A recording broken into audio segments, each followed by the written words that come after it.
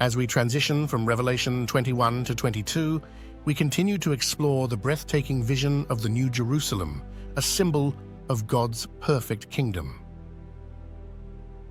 Chapter 22 offers a deeper glimpse into this heavenly city, providing vivid details that underscore the fulfillment of God's promises and the restoration of His creation. Chapter 22 opens with the river of the water of life, as clear as crystal, flowing from the throne of God and of the Lamb. On either side of the river stands the tree of life, bearing 12 fruits, yielding its fruit every month. The leaves of the tree are for the healing of the nations. This imagery harkens back to the Garden of Eden, symbolizing a return to an unbroken relationship with God, where His blessings flow unimpeded and bring healing and wholeness.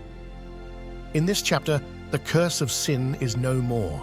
God's servants will serve Him, they will see His face, and His name will be on their foreheads.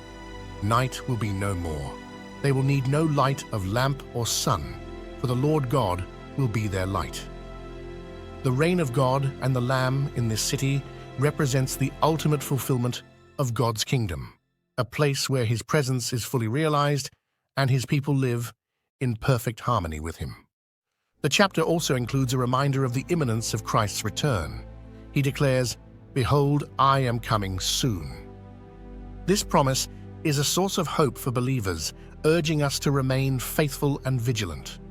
The chapter closes with a blessing for those who keep the words of the prophecy of this book, emphasizing the importance of heeding God's word and living in accordance with His will. In applying this chapter to our lives, it serves as a powerful reminder of the hope and assurance we have in Christ. The vision of the New Jerusalem is not just a distant future reality. It is a present source of hope and encouragement, especially in times of trial and suffering. It reminds us that God's ultimate plan is to restore all things and to dwell among His people. Moreover, the imagery of the river of life and the tree of life challenges us to seek spiritual nourishment and healing from God. Just as the tree yields fruit and its leaves bring healing, we are called to bear fruit in our lives and be agents of healing and reconciliation in a broken world. The promise of Christ's return and the call to keep the words of this book compel us to live with an eternal perspective, prioritizing our relationship with God and aligning our lives with His purposes.